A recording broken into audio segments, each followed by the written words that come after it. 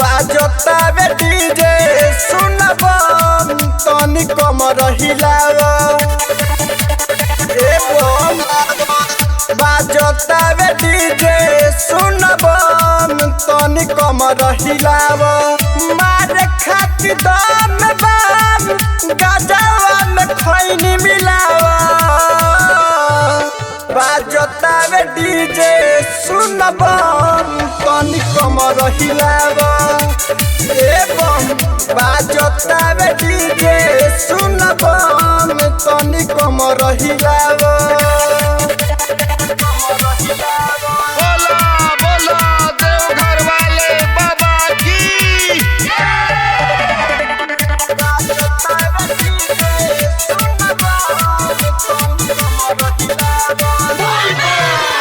चढ़त सामन कांवर भला हो माथा पर चंदन एगो कला हो बोला बम बोला दे घर चला हो भोला जी के ध्यान सुन धला हो चढ़त सामन कांवर धला हो माथा पर चंदन एगो कला हो बोला बम बोला दे घर चला हो भोला जी के ध्यान सुन धला हो भनिया धतूरा के संगे माजाया जूस पिलावा बाजता वे डीजे सुनब तनी कम रहिलाव बाजता वे डीजे सुनब तनी कम रहिलाव बोला बोला डमरू वाले बाबा की।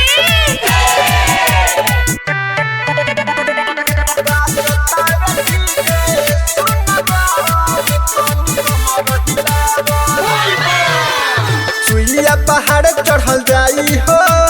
भोला जी से दर्शन हो जाई हो हरली है दुखावा बोलैया हो जल ढारल जाई वही ठैया हो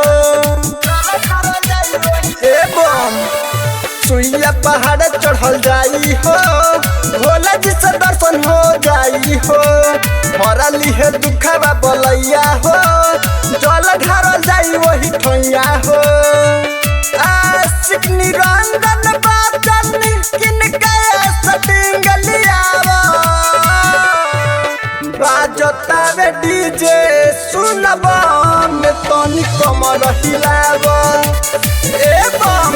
बाजता वे डीजे सुनब तनी कम रहिलाव।